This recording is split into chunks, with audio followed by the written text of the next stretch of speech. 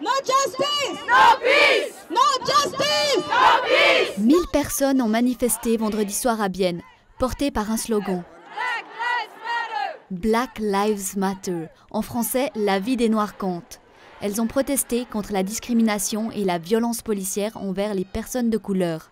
Très émue en tant que biennoise, après 43 ans, d'assister à un tel événement. C'est primordial. Aujourd'hui, nous sommes venus juste pour dire stop, stop à tout ça. Vraiment stop, nous voulons être traités de même pied d'égalité en fait. Nous avons grandi ici, nous sommes nés ici. Et tout ce que nous demandons, c'est qu'on puisse être juste valorisé et que le noir ne soit pas négligé. C'est tout ce qu'on souhaite. Nous, on a toujours grandi à Madrid. On aime les noirs, les arabes, les blancs. Et vive la liberté, vive la solidarité et vive la fraternité. Et merci. Nous ne pouvons rester indifférents au racisme et à la violence qui tue des Noirs américains, qui tuent des afro-descendants. Olga Madjinogi a lancé la manifestation sur la place centrale avec un discours plein d'émotions. Le déclencheur de cette manifestation et des nombreuses autres qui ont lieu dans le monde ces derniers jours, c'est la mort d'un Afro-Américain, George Floyd, étouffé sous le genou d'un policier blanc. Mais selon Olga Madjinogi, les actes discriminatoires et racistes ne se produisent pas uniquement aux États-Unis. Getötet am 7. November 2016 durch die Polizei. Bienne, c'est une ville de la diversité.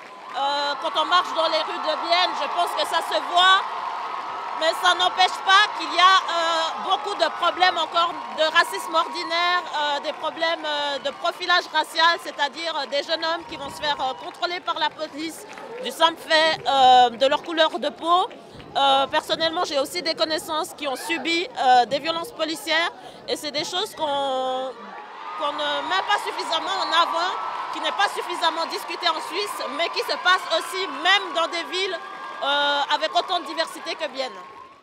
Dans le monde et aussi à Bienne, descendre dans la rue et manifester, c'est un acte qui est primordial selon Giorgio Andreoli, qui fait partie de l'institution Gemeinsam gegen Gewalt und Rassismus, qui offre un encadrement et des consultations à toute personne victime de racisme dans le canton de Berne.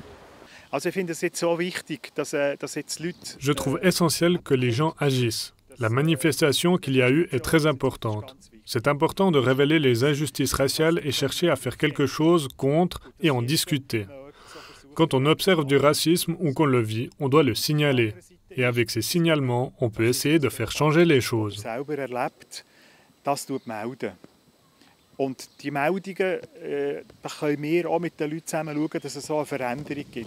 L'institution de Giorgio Andreoli reçoit environ 200 demandes d'aide par année. C'est pour remédier aux problèmes de discrimination que les Biennois ont manifesté. Malgré l'interdiction de se rassembler, la police cantonale n'est pas intervenue et a préféré observer à distance le rassemblement pacifique.